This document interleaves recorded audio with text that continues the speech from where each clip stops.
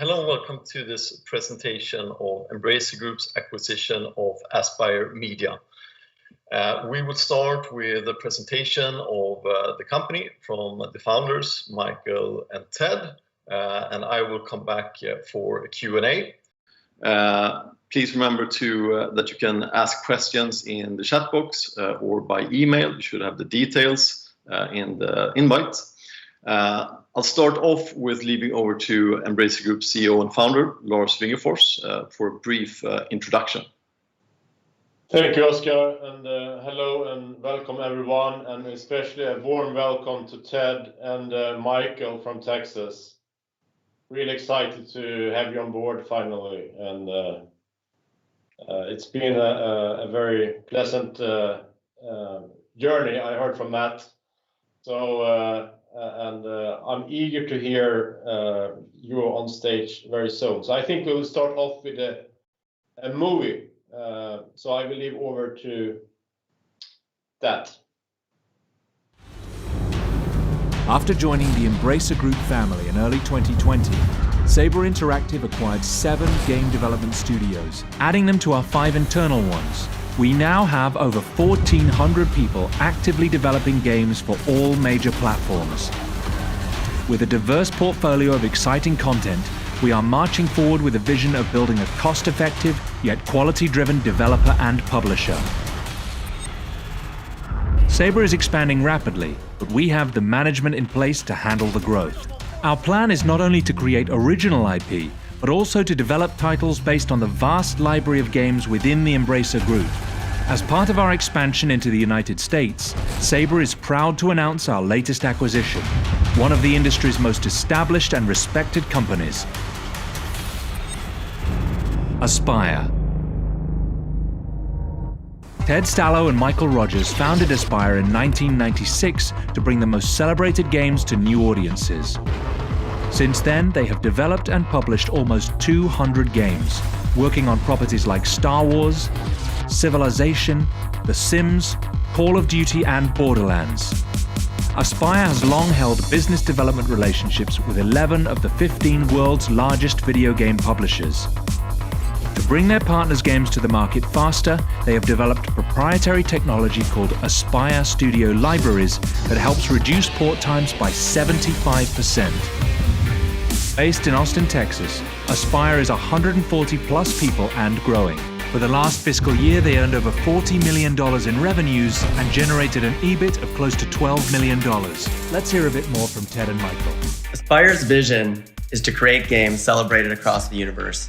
And that is why we are so excited to be part of Saber and Embracer Group. The horsepower behind Saber Interactive's resources with the talent at Aspyr is a match made in heaven. Relationship is one of our core values, and we try to have long-term relationships. The way that works is by building trust. We did business with Lars, I think, maybe 15 or more years ago. Always running into the people that are in Embracer Group at trade shows and do business with some of those groups today. So it really has felt comfortable the whole way through. We're excited about the future. We've got some wonderful, amazing content in our pipeline that we can't wait to get out there. The truth is, this is an exciting time in the game industry, an exciting time for Aspyr and Embracer. We can't wait to get started. We are thrilled to add Aspyr to our roster of incredible studios, not only because of its great relationships in the industry, but also thanks to its quarter of a century of publishing experience. Aspyr will not only continue with its publishing business, but is currently working on a AAA licensed game that will become a tentpole product not just for Saber, but for the group as a whole. With THQ Nordic's Gunfire Games also based in Austin, Embracer now has established a significant presence in one of America's great technology hubs. Just a brief additional update on Saber's acquisitions to date. We've spent the past 9 months developing infrastructure to support the additional studios that we have added to the company on both the management and financial integration side. We are happy to report that all studios are working full steam ahead on new games or supporting existing projects and have been fully integrated into the group. We have studios working on new IP, others creating games based on major licenses, and yet others bringing great Embracer content to new platforms. similar to what we did with Witcher 3 for the Nintendo Switch. Our acquisition strategy is laser-focused on adding the right business partners that share our vision of growth through a diverse portfolio of great products. In a market where content is king, having multiple teams working on cost-effective, high-quality content is the best way to secure our place as a world leader in game development and publishing. By focusing on a large portfolio of games, we never rely on any one product to ensure our profitability. Thank you for your interest in Saber and Embracer, and help us in welcoming Ted and Michael to the family.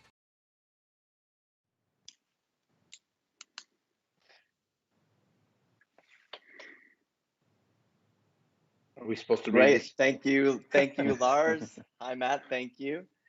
Yeah, I'm Ted Staloch. Michael and I started Aspyr about 25 years ago, and we can share with you a few things. Our senior team, we have Ryan Anson, Annabelle, Daniel, and Dan Prigg. I think it could be interesting to start with our vision. Aspyr's vision is creating games celebrated across the universe. We lean super heavy on our values. And I think what you'll see throughout this presentation is specifically around longevity, quality, trust, and relationship. And of course, profitability. Michael, do you have more that you want to talk about on the screen? Really that we try to make all of our decisions. We try to treat each other internally and all of our partners in alignment with the values. Honestly, it's one of the reasons why this fit made a lot of sense to us with Embracer. A lot of lining up with the values that we, work with inside the company, outside the company, and it's clear that they share similar values. So it made this whole thing easy. Yep. I'll just add in one thing here real quick, if you guys don't mind. For me, Aspyr is one of the longest standing game developers. Well, I was going to say independent, but I guess I can't say that anymore. One of the longest standing game developers in existence. And, I'm super excited to be able to be partnering with a company that, in my opinion, is really legendary in the industry for innovation and for their creativity when it comes to business. Ted and Michael, in particular, are just amazing entrepreneurs.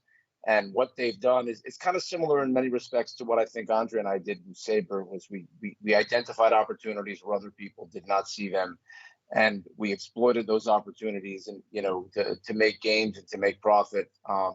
And for me, it was the number one thing that I was looking for, was to find people that I could genuinely look at as partners. I also looked far and wide to find founders of a company that were better looking than me. It took me a long time, but I was able to do that, thank God. And now I no longer have to wear that that mantle any longer. So thank you guys for that at a minimum. Yeah, thank you, Matt. On to the next part here. I think that trusted business development relationships is something that maybe Aspyr and Saber share so many relationships. When I think about that, I think about 2K and Microsoft, Sony, Nintendo. And then I think there might be some that we can have some offsetting, and perhaps we can bring new relationships. And I think some of those relationships could be, Apple, Google, and some of the other hardware companies that Saber has done less business with, but we will more in the future. Aspyr, again, started 25 years ago and primarily started on the Apple platform and became a premier developer, 2 decades ago with Apple. And we're excited to share that relationship throughout Saber and all of Embracer. Yeah, you guys have amazing relationships. Amazing. I mean, so the relationships you guys have established are kind of second to none in the industry. And I cannot wait to take advantage of the new platforms and new opportunities that you're going to present. And I know we're supposed to wait until we close to actually doing a lot of this stuff. So we're going to be doing a lot of talking until we close, and then a lot of doing the minute we do. Awesome. Yeah, as mentioned, we're in Austin, Texas, and Austin is trending. I think not just in Texas or the U.S., but perhaps in the world, full of talent. We have 140 people in our studio in Austin, and looking to grow through the talent that Austin brings. Go ahead, Michael. Yeah, I was just going to echo what Matt said, that, the two companies between Saber and Aspyr had a similar approach to the marketplace. It really is about finding partnerships. It's about executing. It's about, trying to over deliver, see where the opportunities are in this space. And with each deal, every deal needs to make sense, right? Everything that we've done, when we were talking about business development, we have a similar outlook on what opportunities make sense for our companies to pursue.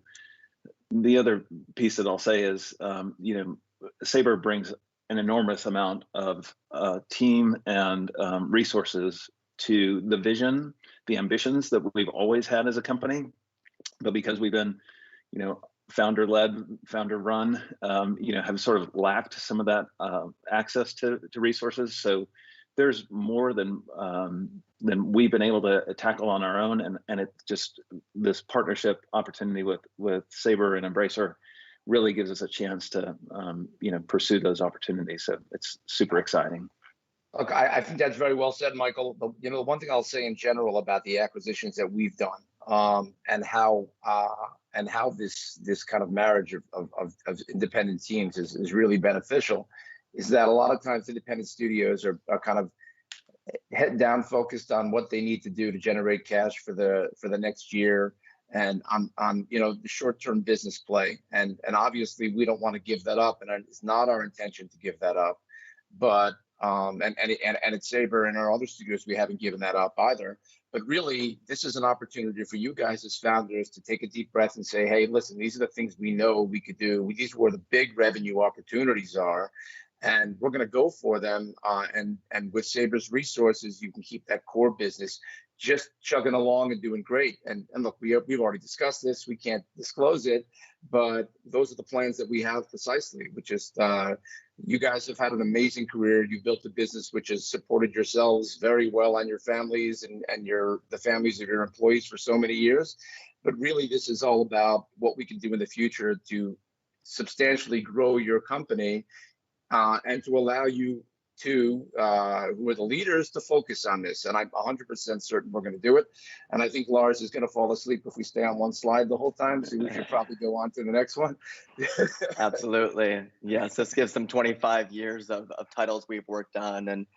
And we've been very fortunate to work with some of the biggest licenses in the games industry, quite honestly, in entertainment. We've also gotten a chance to work with some great studios that have helped us with best practices around process and quality and control, community, etc. We can highlight a few. Tomb Raider, Stubbs the Zombie is one of our favorites back in 2006. Of course, Civilization and Sims and Call of Duty, and you can see peppered in here for almost 20 years also are a bunch of Star Wars games, which we love to be around that brand. I think that it would be helpful for shareholders and other parties to just understand at least your historical business model, that you have been working together with publisher or licensing established games or IPs and porting them to from the beginning Macintosh or Apple, and then in recent years to many other platforms. That's right. Yep. So just to be clear, it's not, you haven't developed Sims 2 or Call of Duty, but you have worked with historically done Activision to put that on the Mac. Yep. That's a great clarify. It's important to be very clear sometimes for shareholders. Yeah, great clarifying point. Sorry. And so with that, to Lars's point, starting off on taking very, very, very successful games on the PC, Call of Duty as an example, Aspyr does not own or make Call of Duty. The great people at Activision do. And Aspyr license, develop, and publishes underneath the umbrella business that we do with in this case, Activision and Call of Duty. So we take the source code, we port it or convert it to target platform.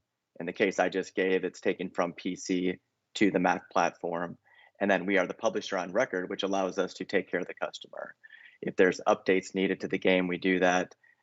but also if there's customer service or other needs that the customer might have, we enjoy having that direct relationship with customer as a publisher.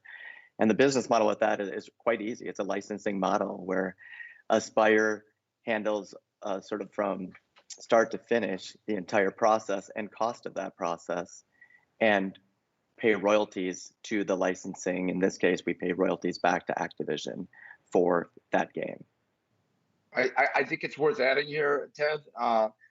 What you guys have done is actually remarkable, because you've been able to acquire and license and publish the crown jewels of some of the publishing partners that you've worked with, which is incredibly hard to do. To be able to get the trust of those publishers, to get their source code, to take what they consider to be their, the keys to their kingdom, and to bring them over to other platforms, and to have that level of trust is something which is unheard of. It's something we struggled with for many years at Saber. And so the fact that you've been able to do that is amazing, and it's been a great core business for you. But I would emphasize, obviously, that that's just a part of what you guys do, and it's something that I think we will continue to do, utilizing not only internal resources at Aspyr, but some of the resources that we have from some of our other studios. And with the 1,500 plus people we have within the Saber group now, and potentially outside of the group, outside the Saber group, and into the larger Embracer group. So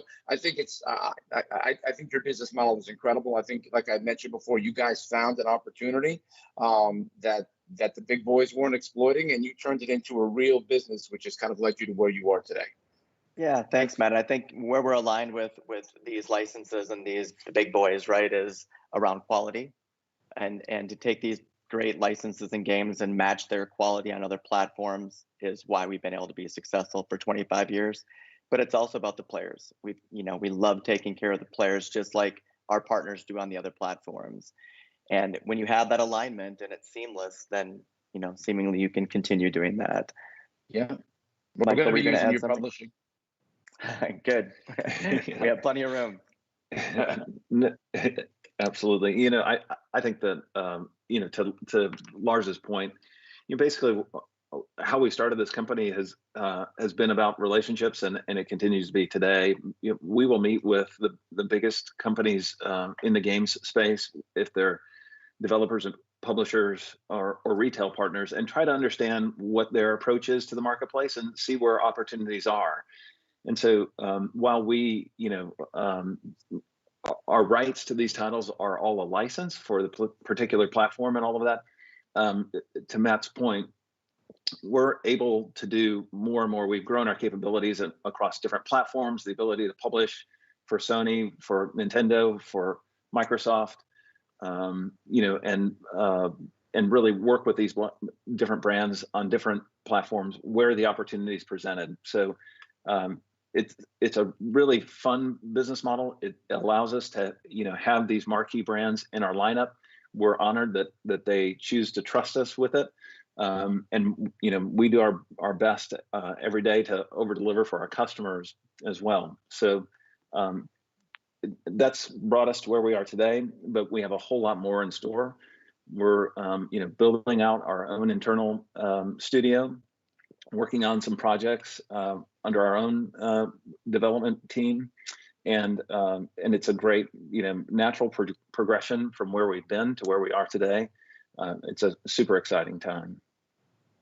Yeah, and this slide is really talking about just Aspyr as the holistic approach from development through publishing. And part of how we pick the publishing products is maybe this top bar.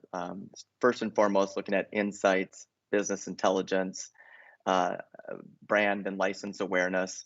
And we have a full-fledged certified publishing arm at Aspyr, everything from Sony, Nintendo, Apple, Google, Microsoft, etc. So it's a holistic approach. And Matt, we would love to have more Saber content into our publishing arm. Well, it'll be not just Saber, it'll be in some cases Embracer content. One of the things that we've been able to do since we joined the group is to reach out to other divisions within the group, THQ and Koch, for example, and talk to them about bringing their products over to new platforms, because we see opportunity. And that's what we're currently doing. We're bringing those products over to different platforms. We're exploring new Embracer IP that we think would be perfect. And so you guys have been doing this for a quarter of a century. You have a better perspective on how to do this than anybody. Now, we may have the technical skills to be able to pull this off at a price that maybe others can't. But with your help, I believe we'll be able to significantly expand that business. One of the things that I've noticed is that Embracer is basically a gold mine for content, and we need to do a better and more comprehensive job of mining that content. And so, and not just that, I also see opportunity, just given your ability to find licenses and relationships outside of the group. And we also just I don't know if this was ever mentioned, we added a new licensing specialist who's been helping us and other studios within the group, Josh Austin, who's formerly at Paramount, with those licensing types of things. So I think there's going to be plenty of opportunity for Aspyr to lead the porting of content over to platforms where they currently aren't in place, and to go out and find new ones. So I'm super excited about it. And Lars always thinks I'm too excited about everything. And I'm always supposed to undersell, but I always tell Lars, I did do my 23andMe where you check, I'm apparently a half percent Swedish. So I should have had some of that modesty, but apparently it didn't filter down to that 0.5%. So anyway, let's move on. Yeah, well, absolutely. And I think the takeaway on publishing is we love to maximize the potential of the game. And sometimes that potential just needs to be on more platforms to reach a more global audience. And that's really what we have loved doing. And we can't wait to look at more content from Embracer.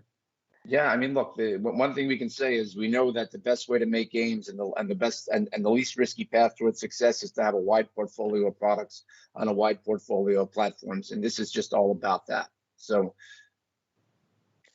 Great. Yeah, and this slide is after we talked about the publishing arm, it's really the studio. And to Michael's point earlier, we have a full-fledged studio in Austin, Texas, and some partners throughout the rest of the world.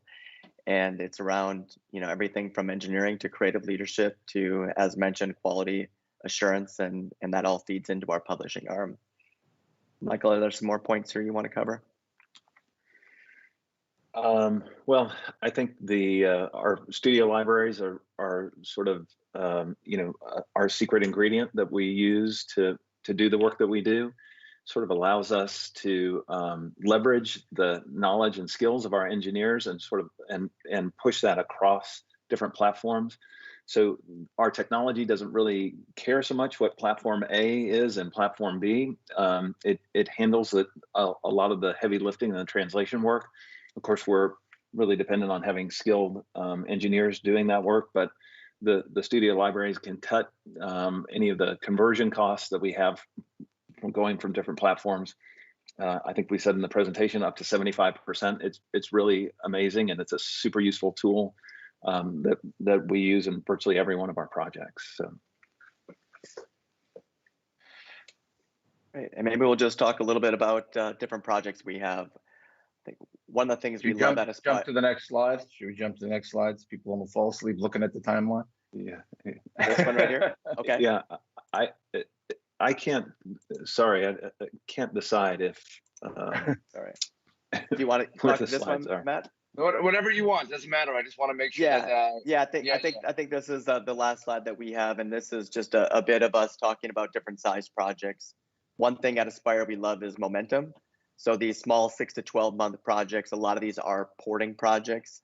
It's great to be able to get out a new game, a new product. Almost every month we ship something at Aspyr. And then as you can see, we also have some medium 12 to 24 months. And then of course, some games that just take quite a while to bake. So I think this is really a slide just representing diversity in project size and project scope. Yeah. Now with the larger projects, I'm just going to add. Sorry, Michael. I'm quick to cut people off. I apologize.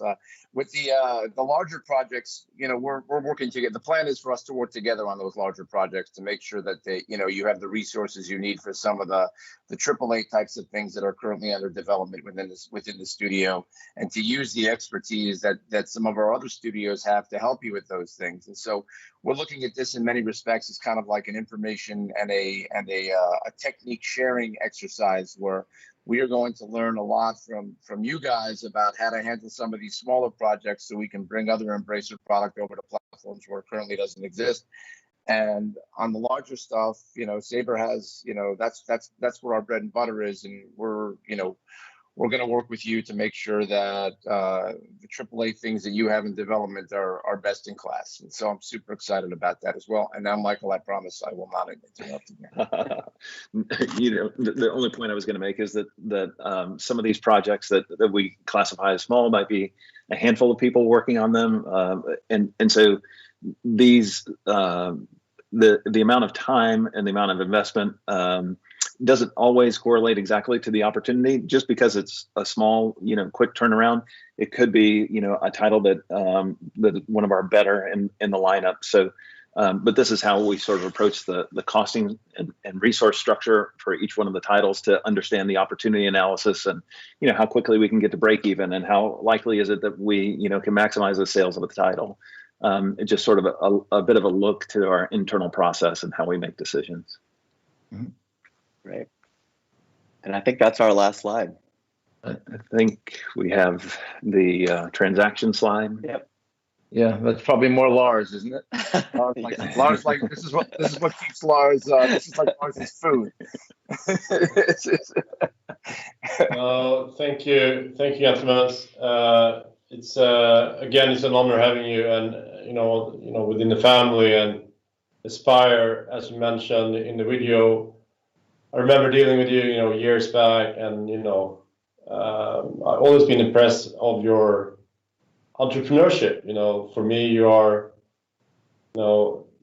great entrepreneurs. You know how to run a business and to make a business, and you are, great people and great humans that I respect a lot. And it's just an honor to have you within the group. I think that is a really good. Yeah, thank you. The honor is ours. Looking at the transaction, I have to take the boring stuff because we are a public company and this is very important, obviously. So just looking at the actual transaction, Matt, you did a lot of this, but I need to just summarize it here. That the upfront purchase price is 100 million, whereof 60 million is paid in cash and 40 million is paid in shares. So you becoming shareholders of Embracer, and the company has been or will be acquired when closing from the two of you. And then we have a very long-term alignment. You can define as earn-out or additional consideration or incentive, where we have one earn-out tranche which is 25 million, depending on you staying on, and there's a few commercial products to be released. But then there is a big thing, if you're really kicking the next level of Aspyr off over the coming 7 years, and you have some good things going on. So based on that, we have a payable earnout of the accumulated EBIT in excess of 17 million threshold. That is measured over a 7 years period, and 40% goes to you. And the maximum, if you were to pay the maximum earnout, which is 325 million, accumulated EBIT has to be approximately 961 million. So that's the actual transaction in terms. The financial performance you saw in the video, you are a very profitable business and very stable. Now you have a business plan that are, you have ambitious plans for the future, which we like. But last year you made about $40 million in revenue with about $11 million in what we define as operational EBIT. And the post-deal structures legally is you will be part of the Saber Interactive group, but you will remain independent, obviously. And I know Matt and the team around Matt has a lot of respect for what you're building and what you has built so far. So with that said, I would like to leave it over to Oscar. Thank you, Lars. So let's begin with the Q&A session, and I will start with a few questions.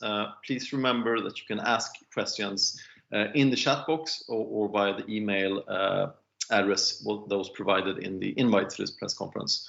So, I mean, starting off with some questions to Michael and Ted, and starting from the beginning a bit. I mean, I think I know you best from your work on the Civilization franchise, for sure, and some might know you from the Star Wars IP.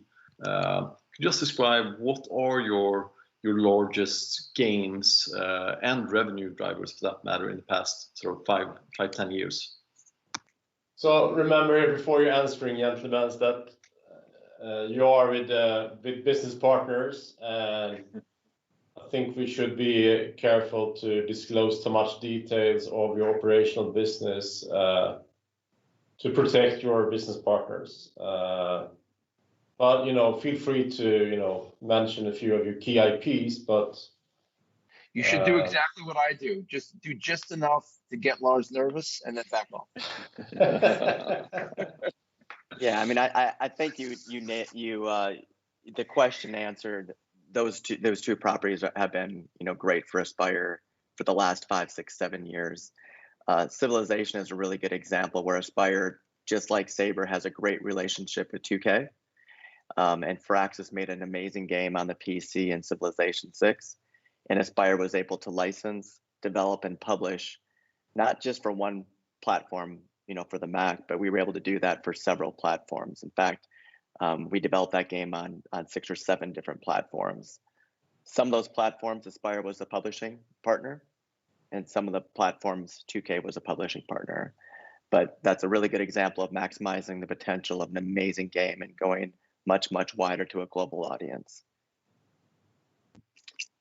Excellent. And just to clarify, when you license an IP and you develop the game, does the sort of financing of the games also correlate to if you are the publisher or not on the respective platforms? Yeah, so our typical arrangement is that we're licensing the property, the intellectual property from our partner, and we will undertake all of the development. So our team will convert the property to whatever the target platform is, and then we will do the sales, marketing, support, everything for that, and then pay a royalty to our partner, whoever they are. So we are taking on the risk of development and the risk of the future royalty obligations. But the great thing about our business model is we get to understand the value of these brands, the value of the potential marketplace that we're licensing to. So it's a really methodical approach.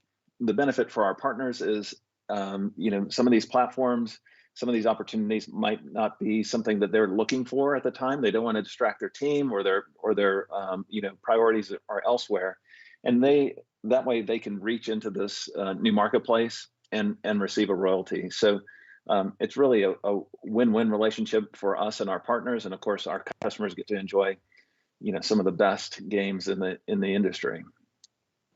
Yeah, and I can add, these guys have been exposed to more source code than basically any other team on the planet, and so they're experts in taking games that they may never even seen before and quickly doing some magic on them. It's primarily just because they have 25 plus years of experience in doing this, which is one of the reasons I think they're going to be such an invaluable asset to all of the studios within the group. Excellent, very clear. And a follow-up to that, I mean, internally developed IPs, what level of focus have you had on that, if any, historically, and what do you see going forward, also after joining, of course, Embracer Group? Yeah, I mean, I'll start off by just saying this is really where we're so excited to be part of Saber Interactive. They have this depth of resources, this knowledge, and this scale beyond anything that we could build quickly. And they've been doing it for a long time with best practices of high quality output of some big, huge brands and licenses. So as Aspyr is moving towards that beat, we are really excited to share that with Saber and learn from Saber. So in terms to answer your question more directly, though, I think not that you didn't answer it beautifully, Ted, but just to supplement that, I would say these guys are capable of doing anything. They're capable of doing original IP. They're capable of taking existing property and porting it. Right now, the focus is on two different things. One of the focuses is going to be on to continue their core business because it's been so successful for them, to expand that core business utilizing external resources so that we can, get those numbers even higher and we can get more product out to market. And they also have some big internal projects that we can't really discuss right now that are based off of IP, but that set us up well for doing additional new big product. Whether it's going to be independent or IP based depends upon the creative decisions that we make, because the team is capable of doing both. But right now the focus is on licensed IP. I think there's a real opportunity in the market for that. I think we proved that with World War Z, where we took a licensed IP and we just did wonders with it. And it's still selling in great numbers. And these guys have access to IP, which is substantially more wide-reaching than that. Without saying more, I just heard Lars go this clear his throat. So I think that I think we got a big future ahead of us on not only the core business, but on future things as well. And I promise I won't say anything else. Great. Lars seems to be relatively satisfied, Matt. So. That's rare for me to make him happy. Here I'll test his patience a bit, but just, very broadly, if you could shed some light sort of on the sort of revenue mix that you have between different revenue streams in terms of work for hire and other type of revenue streams that you could have, and very broadly, no actual numbers, but just very broadly would be great. Yeah, one of the things we do at Aspyr is we have a term called quality revenues. And that quality revenues is really this diversified mix based on license and based on platform. So we don't want to over-index any platform or specific game more than 40% for our total revenues. And we've been able to manage that mix quite well over the last decade or more.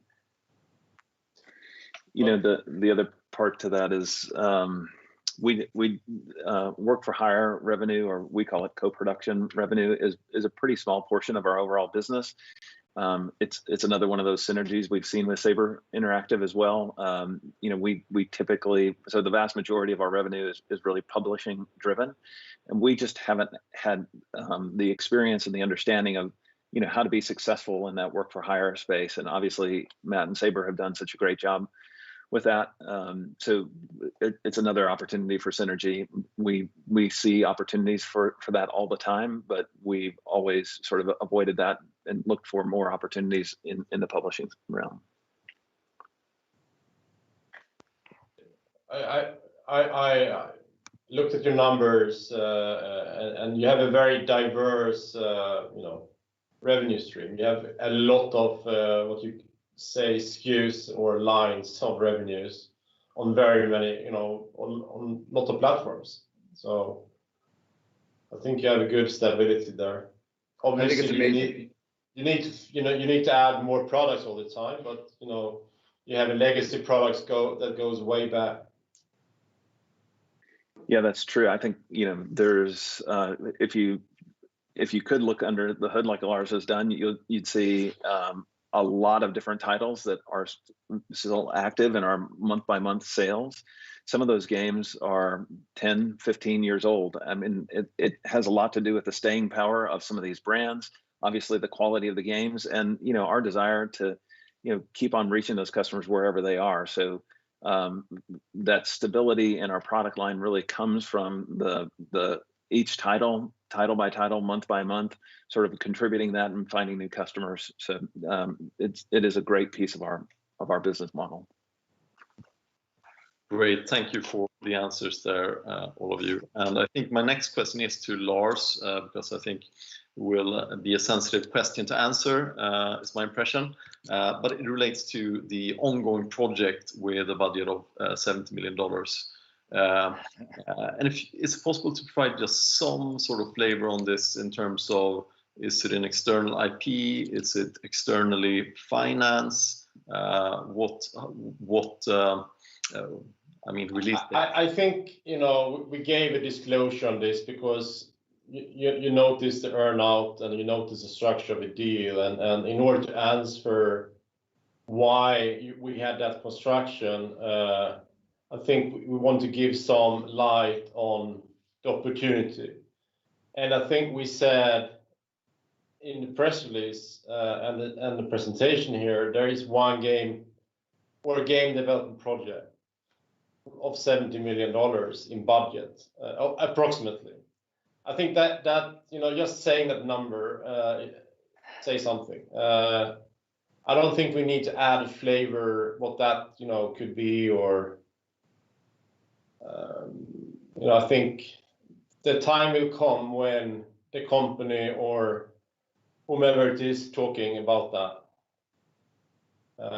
But obviously the business plan and Ted and Michael and Matt here, they really obviously are excited about that, and I'm excited. So you asked the right person.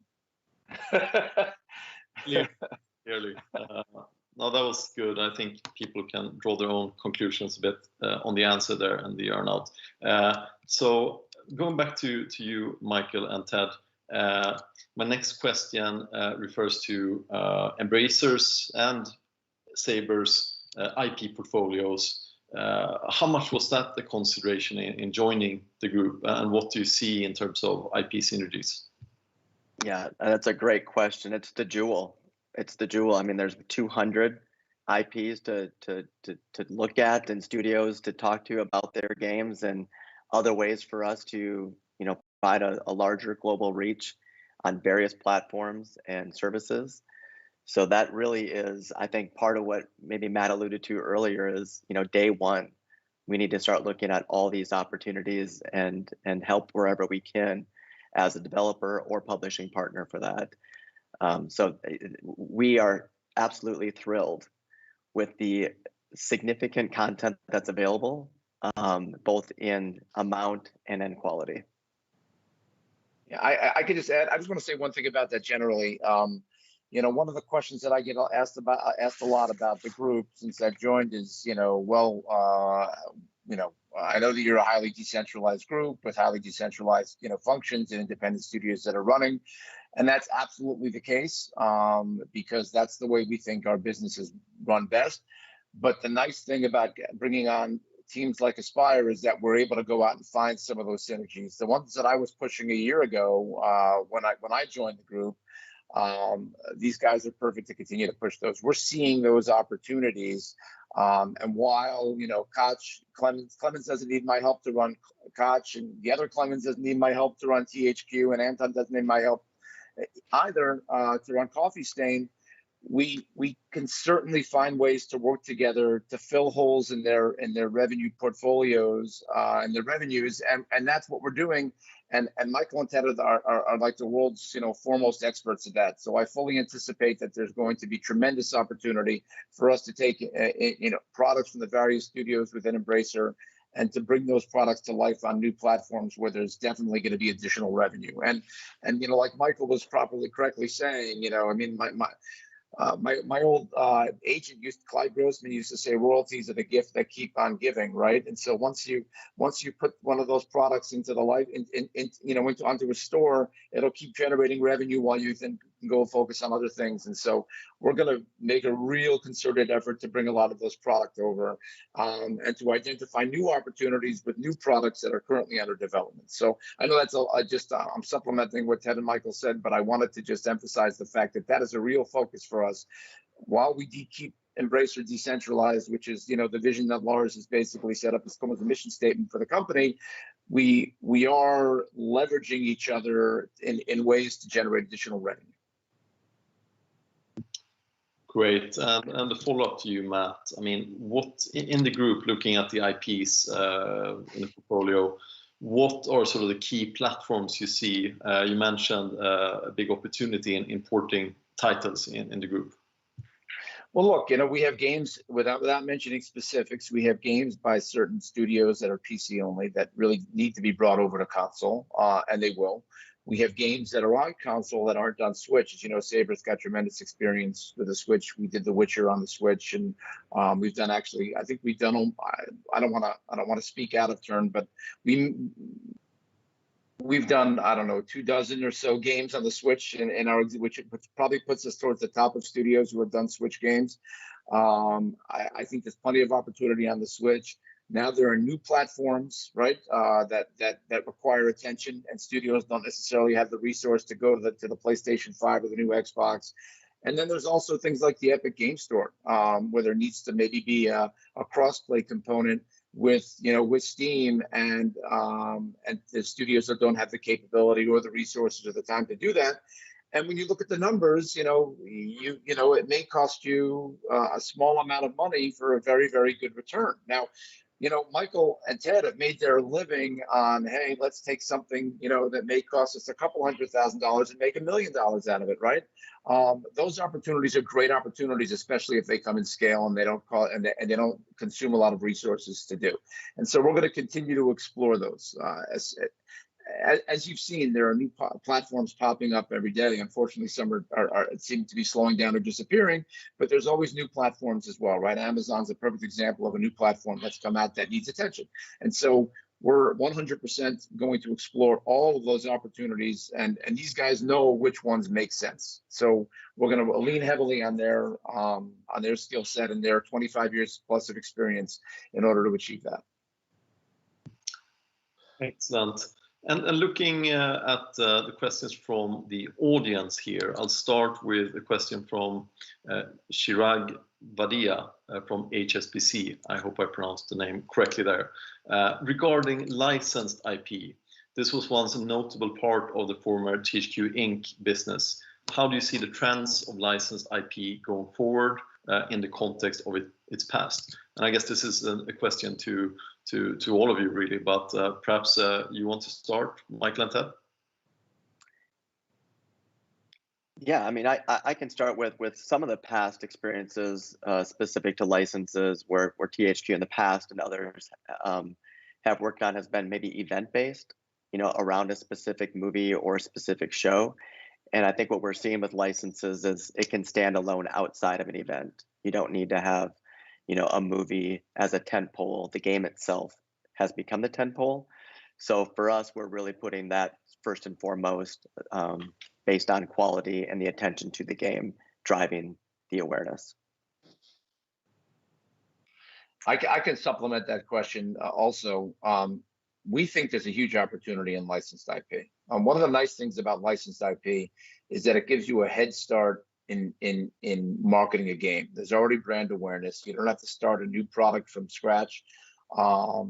When Saber picked up World War Z, we were able to get World War Z at a very, very, very competitive price. And the reason was because the bigger players had shied away from IP because they had been overspending on it, and they were putting lesser quality teams on developing the product. And the end result was you have a licensed IP that had the reputation as being inferior generally. And so the big publishers were shying away from it. And we looked at that as an opportunity, much in the way that Ted and Michael look at the opportunities they see to take bigger games and put them on smaller platforms. And so licensed IP is a big part of what we're going to be doing moving forward. There's no question about it. If there's an IP worth hundreds of millions of dollars, which is already out there and the whole world knows about it, and you could make a good game based on it, then it would seem foolish not to do that if you have the resources to do so, especially if you have if you have a game design which you think will basically match that IP and doesn't feel like it's forced.